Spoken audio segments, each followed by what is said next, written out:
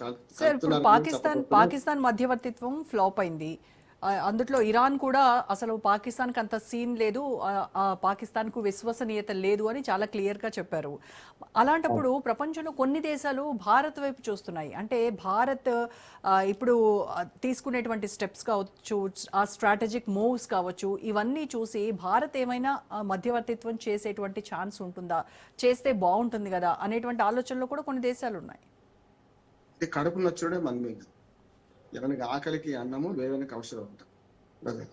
ఎందుకంటే ఆకలికి అన్న వాడికి అన్నం పెట్టండి, కావరం పెట్టి పెట్టినాము ఎందుకు పెట్టినా తెలియదు. పంచపక్ష పరిమాణాలు పెట్టి అది వాటిని రుచించదు. ఆకలికి కావాలి. ఆకలి అయితే గడ్డి పచ్చడి చేసి పెట్టినా బ్రహ్మాండం, గరికె పచ్చడి చేసినా మంచిగా. అట్లాగే వేదనకు అవసరం. ఎందుకంటే మనకు ఏదైనా నొప్పి ఉన్న చోట జీడి కాల్చి పెడితే అక్కడ నొప్పి తగ్గుతుంది. అది నొప్పి లేని దగ్గర జీడి పెడితే ఏమవుతుంది, ఉండవుతుంది. ఇది మనం చాలా ఓపిక ఎందుకు చూస్తున్నాం అంటే భారతదేశం చాలా విమర్శించారు, ఎందుకు మాట్లాడలేదు, అమెరికా అధ్యక్షుడు అట్లా మాట్లాడితే ఎందుకు మాట్లాడలేదు. మొదటి నుంచి భారతదేశాన్ని, నేను మోడీ గారి సమస్య ఇక్కడ భారతదేశ విదేశాంగ విధానాన్ని సమర్థిస్తున్నాను. ఇప్పుడు అది సరైన విధంగా ఉందంటున్నాను. ఎందుకంటే అవతలి వాడు వేలు అందించమని, చిటికనే వేలు అందించమని, అయ్యే నేను నొప్పి భరించలేకపోతున్నా చిటికనే వేలు అందించమని కోరినప్పుడు మాత్రమే సహాయం చేయాలి. ఎందుకని అపాత్ర దానము మనకు కోరని సహాయం చేస్తే కూడా మనం చూసాం కదా. పాప శ్రీలంకలో గతంలో మన మాజీ ప్రధాని మన రాజీవ్ గాంధీ గారు చంపబడ్డారు. దానికి కారణం ఏంటి? శాంతి పేరు మీద మనం ఒకటి దూతలు మా సైన్యాన్ని పంపినాం, వాళ్ళ అంతర్గత వ్యవహారాలు జోక్యం చేసుకున్నాం.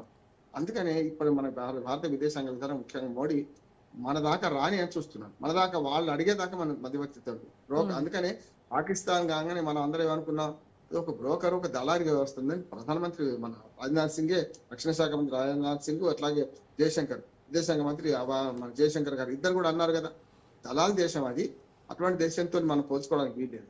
ఎందుకంటే మీరు అన్న ఆశాకిరణం ఉన్నది, కానీ దానికి అడ్డంకి ఏమవుతుందంటే రష్యా ఇంత మనం వెనకేసుకొస్తుందో, రష్యా మనం వెన్నంటుంటుందో, చైనా మనకు చాలా వ్యతిరేకంగా పావులు కాపుతుంది. చూసింది కదా మీరు. అటు ఇరాన్ రెచ్చగొట్టడం, ఇరాన్ శాంతపరచడం, రెండిట్లో కూడా చైనా చాలా ముందుంటుంది.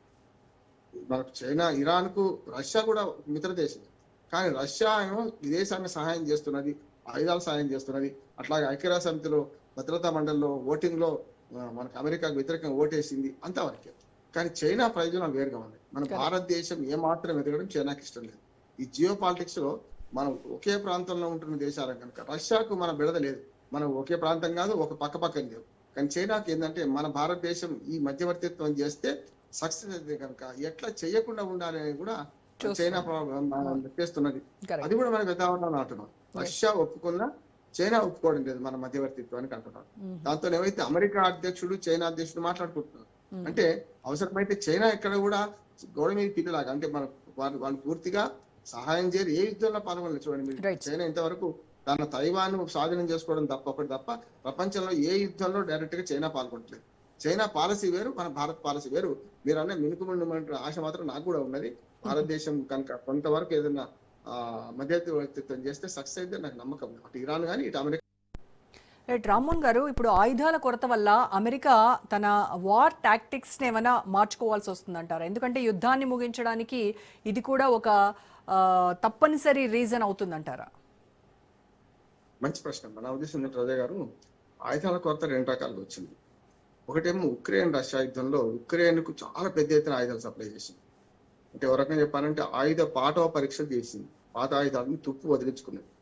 ఇక్కడికి వచ్చే కల్లా ఆ తుక్కు ఆయుధాలు అంతకంటే లేకుండా అయిపోయాయి. ఇరాన్ తో యుద్ధంలో ఖరీదైన యుద్ధం చేసింది. అంటే అన్ని అస్త్రాలు వెలికి తీసింది. బంకర్ ఛేదించే విమానాలు మన క్షిపణి నుంచి మొదలుకొని చివరికి దూరభారం అయినా సరే అది మనకు ఎదుటివాడిని నష్టం చేసే అనేకమైన విమానాలు విడిచింది. కానీ మన F-15 విమానాలు, F-20 విమానాలు కూడా ఇవాళ చిన్న దానికి ధ్వంసమైన చూసినాం. ఇరాను చాలా చిన్న దానికి ధ్వంసం చేసింది.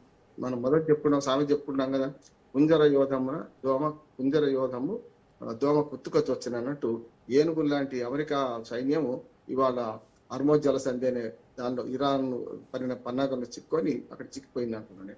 దాంతో ఏమవుతుందంటే ఖరీదైన యుద్ధం చేయడం వల్ల ఒకటి ఆర్థికంగా చిక్కిపోయింది, హోమ్ ల్యాండ్ సెక్యూరిటీ డబ్బులన్నీ అయిపోయినాయి చూస్తున్నాం. అట్లాగే ఆయుధ సంపత్తి కూడా మెల్లమెల్లగా పునారులేంది. అందుకనే మొన్న సరిగ్గా నెల కింద మనకి ఏదైతే ఈ కాల్పుల విరమణ ఒప్పందానికి వేఅవుట్ ఎట్లా చూస్తున్నాడంటే ఎవరు బతికులాడదు. నేను ఎప్పుడు చెప్తుంటాను, ఎందుకంటే నన్ను విడవరాని పని పడతా అంటుంటాడు. విడవరా అంటే విడిచిపెడతారు, వాడు పట్టుకోరా అని గట్టిగా మెల్లగా చెప్తుంటాడు చెవులు. అంటే ఇద్దరు పట్టుకోవాలి, నన్ను విడిస్తే మనిషిని కాదు, నన్ను విడిస్తే నేను వాడిని చంపేస్తా అంటుంటాడు. అట్లా అమెరికా ప్రగల్భాలు ఎట్లా ఉన్నాయంటే అట్లా అంటే ఏం లేదు, చివరికి వే అవుట్ కోసం పాకిస్తాన్ మన బక్రాగా నిలిచి పాకిస్తాన్ ద్వారా చర్చ జరుగుతున్నాయి నమ్మించే ప్రయత్నం చేసింది. ఇదంతా ఊపిరి పీల్చుకోవడానికి. మీరు అన్నదానికి ఏంటంటే అక్కడ డబ్బులు లేదు, ఆయుధ సంపత్తి కూడా పోయింది కనుక మెల్లగా కొంత ఆయుధ సంపత్తిని పెంచుకోవడానికి ఆ బ్రీతింగ్ పీరియడ్ కోసమే ఈ చర్చలోని నాటకం అమెరికా మొదలుపెట్టింది. పెడితే అక్కడికైనా ఊరుకుంటే బాగానే ఉంటుంది కనీసం.